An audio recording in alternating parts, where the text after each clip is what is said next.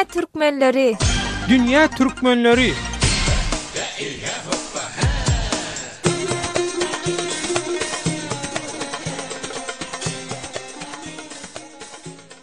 Gepleyer Azatlyk Radiosu. Hormatly radio dinleyijiler, mehruman dogonlar, siz Azatlyk Radiosunyň Dünya Türkmenleri gepleşigini dinleýärsiňiz. Gepleşigimiziň bugünkü temasy migrantlar we dini toparlar. Gepleşigimiziň myhmanlary, söhbetdeşlerimiz Türkiýedäki Türkmenistanyny zähmet migrantlardan Maýa bilen Rozway daglar. Söhbetdeşler ine bilçiňiz ýaly Türkiýanyň köpçülikligini habar beriş serişdelerine Türkiýede Türkmenistanyny käbir migrantlaryň dürli dini toparlara goşulýany barada, hatta janyndan geçen bombaçy bolup hüjümlere taýýarlanyp börkä tutulanyny barada, ýa-da beýleki Merkezi Aziýa ýurtlaryndan gelen migrantlar bilen birlikde Siriýa ýa-da Iraga, şo taýdaky Islam döwleti atly ýaragly toparyň hataryna söwüşmäge gitmäge taýýarlanýarka tutulup deportasiýa edilmeli edilen Türkmenistanlar bar diýip habarlar çykdy. Muňdaşyndan hem Türkmenistandan Türkiýe'ye gelip maşgalasy bilen çağaçy olar bilen gelip därdäki dünýäwi mekteplerde dälle käbir dini toparlaň, dini okuwlaryny, çağalaryny, maşgalasyny okudup tutuşlaýyn dünýäwilikden el çekip beren Türkmenistanyň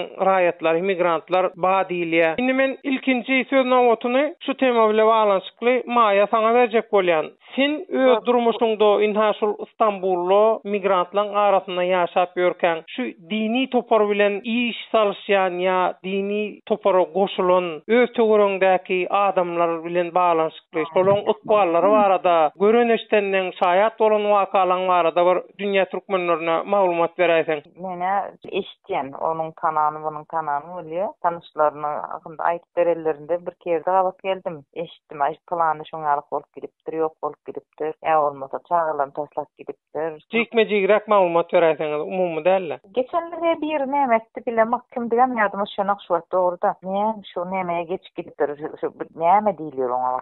Islam döwleti toparmy? Şu kara çağırlan şo nämetme unutuldyr da şu. Çağalaryň şo Islam döwleti toparyny azat etmek isläpdi. Ama çalışma bärikden albilmendirim näme şoňalyk bir zatla bolupdyr diýip. Getiripdirmi çağalaryny Türkmenistanyň? Yok getirmendir. Hele hem aýrylyşdyr aýalam. Soň özi ýok bolup gitdi diýip şey diýdiler. Şu aýaly näme sebäpden aýrylyşdyk şol? Şu sebäpden aýrylyşdyr. Hany bu deli aýalyna da emet ýemişmi näme şoňaly. Şu sebäpden aýrylyşyp indi özi ýok bolup gidipdir. Soň çağırlary rahat aýaly zady barmyş. İstanbul'my? İstanbul'da diýip şey diýdiler. Rozway, sen nähili wakalara şaýat bolýar? İstanbul'un öz içinde şu Müslüman dininin bir näçe toparları bölünen bölekleri var. Yani şahamçaları var. Misal üçün onlardan Süleymaniye cemaati diye, İsmail Ağa cemaati diye, yine bir cemaatler diye açık %100 ve subut edilecek. Türkmenistan'dan gelen migrantlar ya hatta Türkmenistan'da maşgalasından ayrılışan zenallar orta yaşındaki çağalarının orta mekteplerde okutman şu tak gezdirecek deyip ekelip ve şu tayda orta mektebe bir anrak koyalım ya yukarı okucağında bir anrak koyalım. Yürüte şu cemaat toparlarının okullarını, dini okullara çağalarını verip okudup görürler. Olarım resmi değil, ha? Şol okullarım.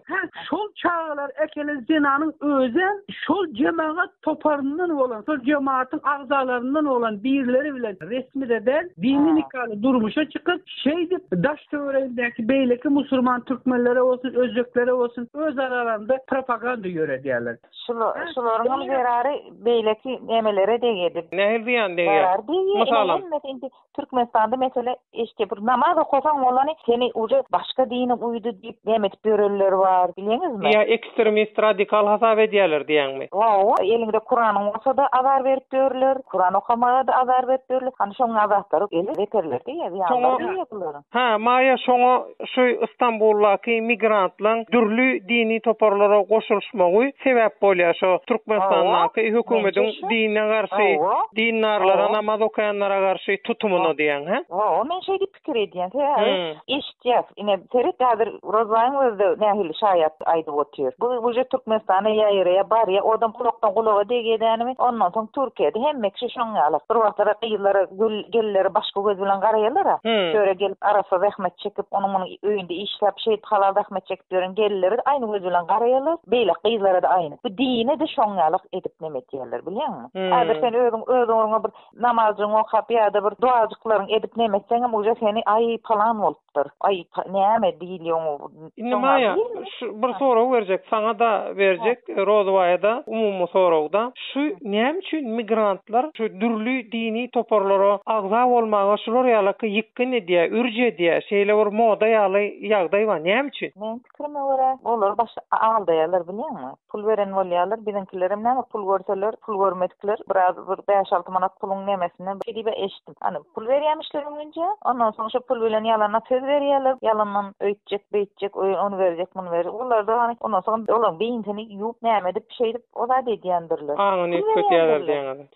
Rozway sen näme pikir edýär? O aýal gellerine ýarty o özlerini bir üst köşürek görkezmek üçin olar bu bir Hudaýynyň hut bir nemet ýatan näme däl bular. Ýani ýalan özlerini bir neme çekjek bolup ýöreni haýsy. Çekjek bolýarlar diýen. Ha, enslerdirjek muňa näme kapanan bolup nämeden bolup diýdiler öz oruny. Kapanan ýanyň şol hijab giýýär. Nemesinde hani bu kara neme giýişen. Ha, o hijab. Çarşap, marşap giýişen bolup. Mata bilen nemesini örtüp goýupdyr, içi başga da do. Hemme adam şolardan çykjak. Rozway sen näme pikir edýäň? Näme üçin şular ýaly dini toparlara ürje edýär Türkmenistan migrantlar? Hiç bir migranta bunu getiren bir kazancı yok. Elbette yörete şoların öz adamları, şol toparların içinde olan öz adamlar için, bular şol öz dini toparlarını reklam etmek için özünü toplanan adamları diyen ki şol mayan beller geçişýäli bir ucuzsuzca pul cagaz verip kömek eden olup zat edip şey edip daşına näçe adam toplawysylar, bular şonça da özlerine peýda bolýar. Bu Siriýa taraplara gidýänlere ucuzsuzca däl, köprek pul berilýär diýe. Şolar adam maglumatyň barmy? Olar şu Siriýa gitmek için, bir söwüşe gidip söwüş etmek için, şolaryň içine gatylmak için eýýem şolar bärde ýa baskanjak bular taýýarlanyp barýar. Dini toparlaryň adam toparlap şeýle dini nesihatlet etmelerinin munyň netijesi bu. Bu ýerde kimse näme hiç bir zat kazanan zat ýok. Ahyrynda senin gitjek ýeriň neresi? Ölümdür. Häli maýa da aýtdy, inha şol Türkmenistanyna bir dini öz başyna ýaşap gören, öz başyna namaz okap görenler ziýan etýär şol üçin diýdi-de. Näme şu Türkiýedäki migrantlar hiç hili bir dini topara goşulman ya ekstremist toparlara goşulman dini ýaşa bilen okmy? Şoňa mümkinçilik ýokmy? Ya bu näçe mümkinçilik ýok? Mümkinçilik bar, mecbur eden adam ýok. Hiç kim iş yok. Şolar näme üçin şolara goşulýar şu migrantlar? Şu migrantlary şeýle dini toparlara goşdurýan sebäp näme käsiň pikiriňize görä? Olar aňsat kalan görleýler, bilýärmi? Ağalyk pul nämeden gelýär, aňsat işlemeden etmeden. Ana şoň ýerine düşüp gitýärler, ýygy geljekmi ka diýip pikir edýärler. Olar aldap şu ýoly goşunçalar birazajyk näme berýärler, onuň gözlerini boýaýarlar olar. Bakın bu Yegova şahitlerinden bir getirecek misalım. Men bundan 3 ay uzun şol Taksim'in Osman Bey diyen bir kiçicik etrafçasında şu taýda ýöreti olaryň bir kireni alan ve şu ýerde hep dedi 3 gün 4 gün diyen ýaly maslahat geçen bir jaý var eken, 2 katly jaý. Yegova gidip gördün ha? Ha, şol Yegova şahitlari atly şol toparyň içinde 66 Türkmen var eken.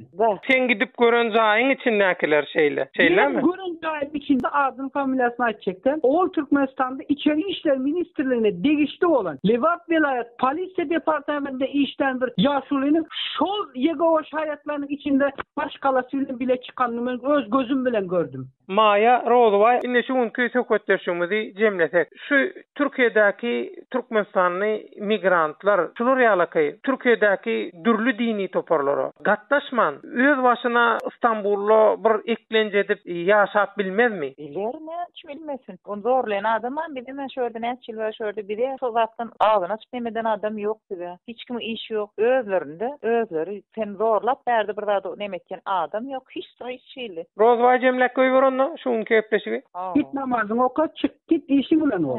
Sana hökmen suratda 24 saat ya 12 saatda gidip sen o cemaatyň toparyň içerisinde onun sohbetine gatyljak olup käbire takkyl berýär. Ýalpylygyndan berýär. Ütkemedik halynda senin eýnindäki eýneşiň seni ütketdirmez hiç bir zady.